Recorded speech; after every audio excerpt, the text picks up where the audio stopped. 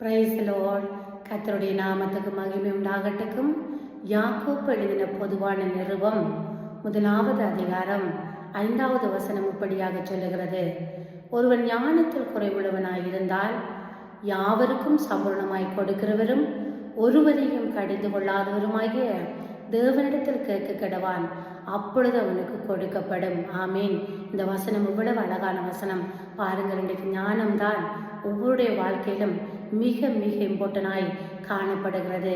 இன்றைக்கு நீங்கள் எனக்கு ஞானம் இல்லையே, என்னுடைய பிள்ளைகளை நடத்துகிறதற்கு ஞானம் இல்லையே, என்னுடைய குடும்பத்தை கட்டுகிறதுக்கு ஞானம் இல்லையே, எனக்கு ஊழியத்தை சரியான விதத்தில் செய்கிறதற்கு ஞானம் இல்லையே என்று சொல்லி நீங்கள் இன்றைக்கு மட்டுப்படுத்தி காணப்படுகிறவர்களாக இருந்தால் இன்றைக்கு உங்களுக்கு ஒரு நல்ல வார்த்தை சொல்லுகிறேன்.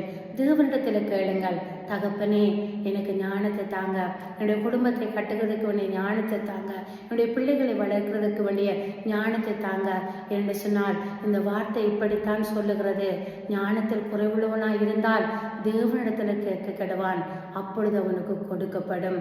ஆமீன். நீங்கள் கேளுங்கள், தேவன் உங்களுக்கு ஞானத்தை கொடுத்து உங்களை ஆசீர்வதிப்பார். God bless you.